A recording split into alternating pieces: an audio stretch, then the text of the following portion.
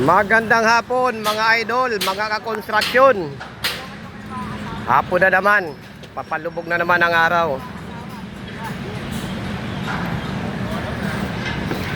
Panibagong video na naman tayo. Ang ating ibibidyo ay itong mga scaffolder dito sa perimeter, na isa rin na trabaho na mahirap. Masasabi natin na buwis buhay.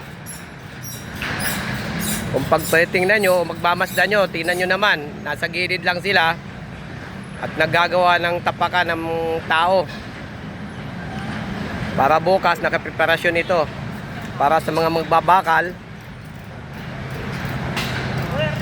Okay, meron na tong runner, pwede na siyang bakalan.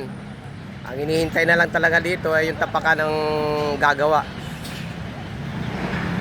Continuous yung paglagay nila dito ng tapakan hanggang dito. Ayan, kasi wala naman tapakan dito sa lugar na to.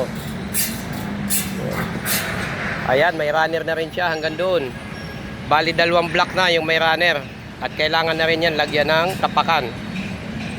Bukas siguro, dito naman sila gagawa. Kadugtong dito. Ayan, mga idol, mga kakonstruksyon. Mataas-taas na rin ito, kaya kailangan dito ay doble ingat.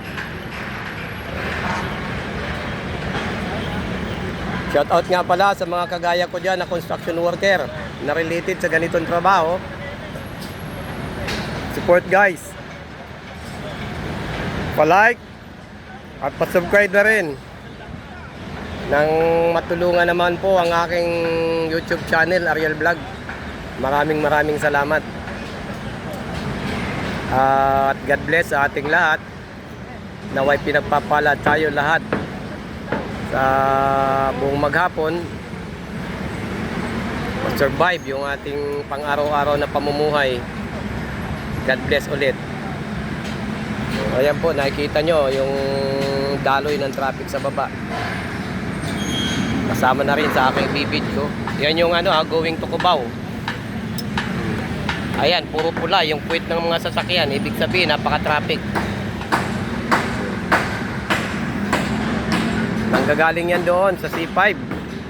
Yung nakatumbok na yon. Daan rin yan ng Pasig River. Atawid yan, may tulayan doon sa dulo.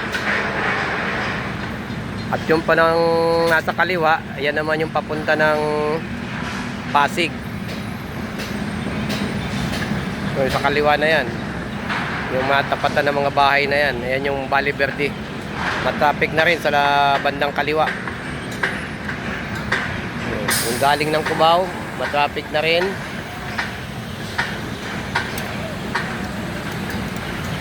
Papunta naman yan ng Pasig, papuntang BGC pwede rin, papuntang crossing pwede rin. Maraming option yung gawin na yan. Maraming salamat at muli, magandang hapon. Ingat po lagi tayo. Bye bye.